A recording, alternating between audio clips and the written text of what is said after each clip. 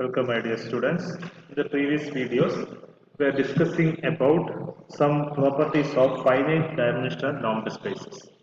And we have already discussed that a space, subspace is compact, then it is closed and bounded, but the reverse part is not true in general. But in the case of finite dimensional spaces, the reverse part is also true. So, in the case of a finite dimensional normed space, a subspace is compact if and only if it is closed and bounded. So, we can state that as a theorem.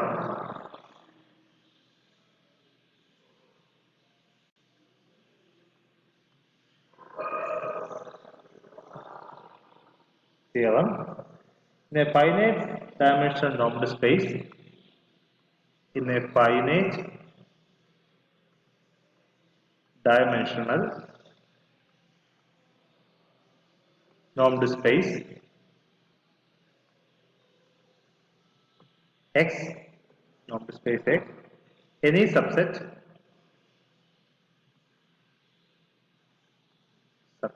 EM, subset of X is compact if and only if it is closed and so the result is that compactness implies closed and bounded in the case of general spaces, but in the case of finite dimensional spaces, compactness if and only if it is closed and bounded. So we move on to the proof part. So we have to prove two parts. A space M is compact implies it is closed and bounded. We have already proved this theorem in the previous lemma. So this part is clear. Now we have to prove that closed and bounded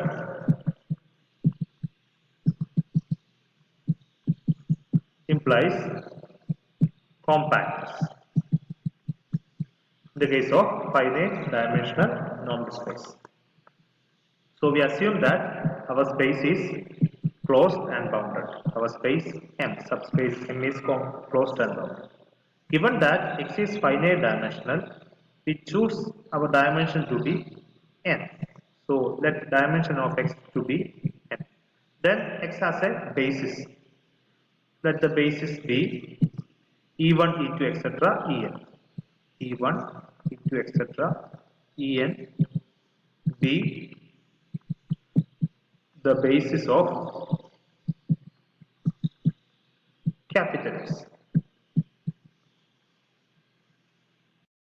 We have to prove that our space M is compact. So what we have to prove is we have to prove that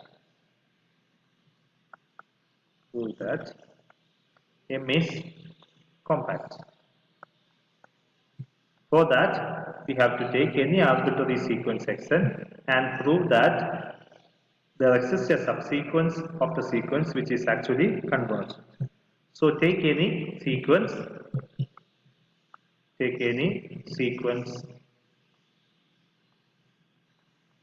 xm in capital M. Now we have to prove that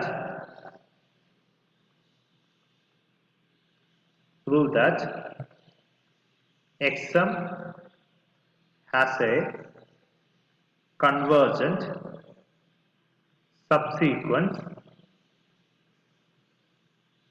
in capital M. This is what we have to prove. Since xm is a sequence in capital M, xm belongs to capital M, and E1, E2, etc. En is a basis of capital X, and M is a subset of capital X. So every element which belongs to M means which is an element in capital X. which can be represented as a linear combination of E1, E2, etc. En. So Xm can be written as, so I will write the constants as theta 1m E1 plus theta 2m E2 plus etc. theta nm En. So this is a representation of Xm. So X1 has the representation theta 11 E1, theta 21 E2, etc. theta n1 En. So this is the representation of M. And also we have assumed that M is bounded. So which means that there exists a constant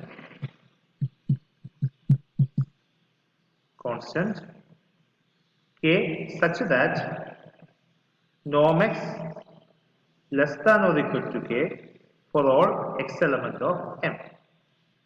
So in particular, Xm is an element in capital M. So in particular, norm Xm should be less than or equal to K, or K is greater than or equal to norm Xm, which is actually, norm Xm is actually equal to summation J is equal to 1 to n theta Jm into Eg.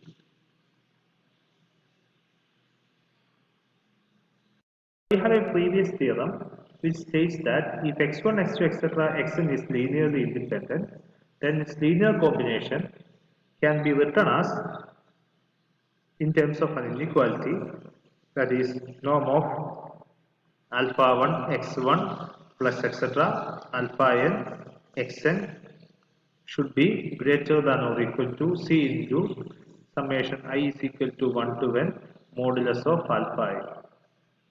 We have already proved this theorem.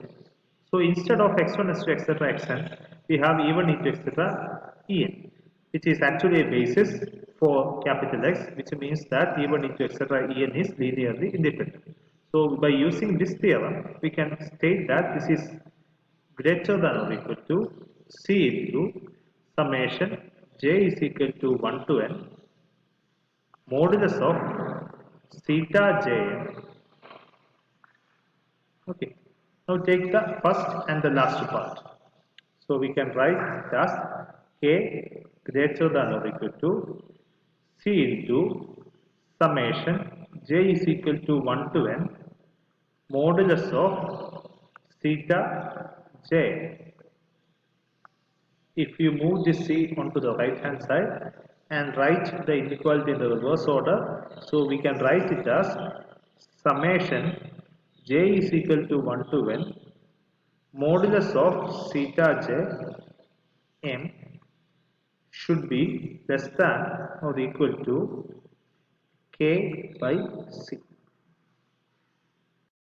So summation of some positive number modulus of theta j raised to m, theta j of m is actually positive number. So sum of positive number is less than a particular number, k by c is actually a positive number, then each of the quantity should be less than k by c. So we can write it as modulus of theta jn should be less than or equal to k by c.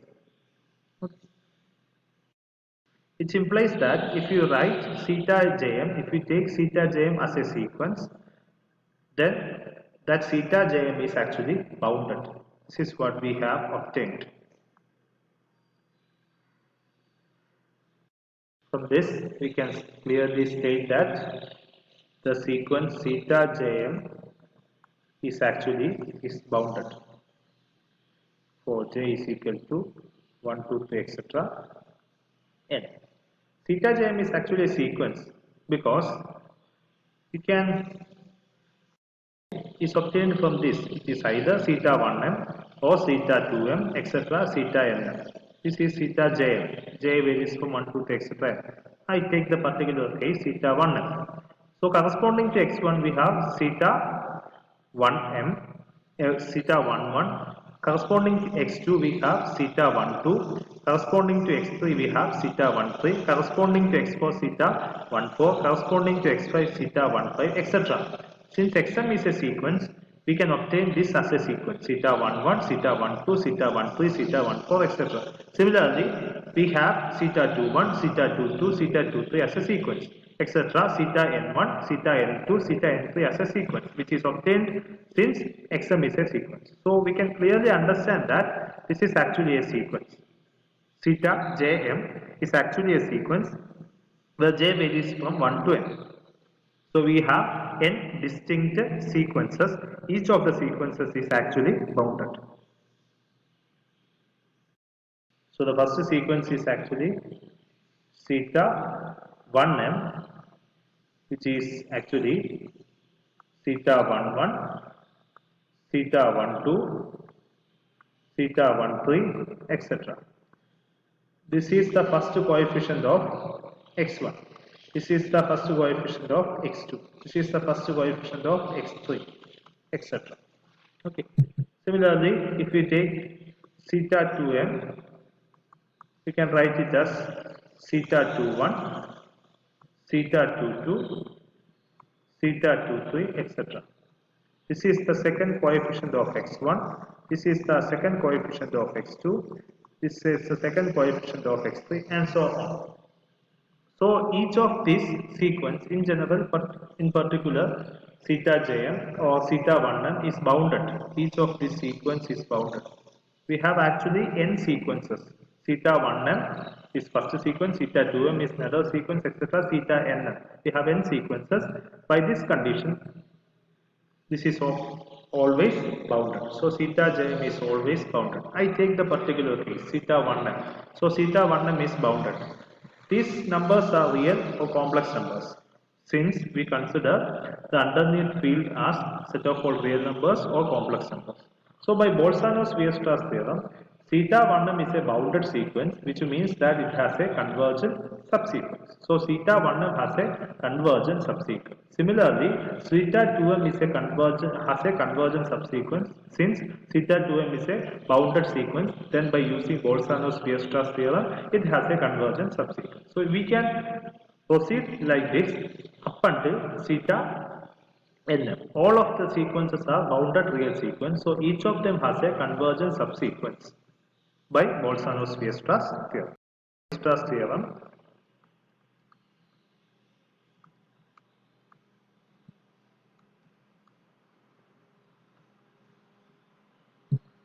We can have theta 1m has a convergent subsequence, let's call it as eta 1m, which converges to some number called theta 1 or beta 1. Theta 2m has a convergent subsequence, call it as eta 2m, which converges to some number beta 2. Similarly, theta 3m has a convergent subsequence, eta 3m, which converges to some number beta 3, etc. Theta nm, the sequence has a convergent subsequence, eta gamma nm or eta nm, which converges to beta n. So this is actually theta 1m, it says convergent subsequence, eta 1m, which is convergent to beta 1, and so on. Now, associated with this, so xm is a sequence which is actually, xm is a sequence which is defined as summation j is equal to 1 to n theta jm ej. Each of these has a subsequence. Associated with this subsequence, we can define a subsequence of xm. Okay, we call that subsequence as zm, which is defined as summation j is equal to 1 to n eta jm et. So we will discuss the rest of the part in the next video.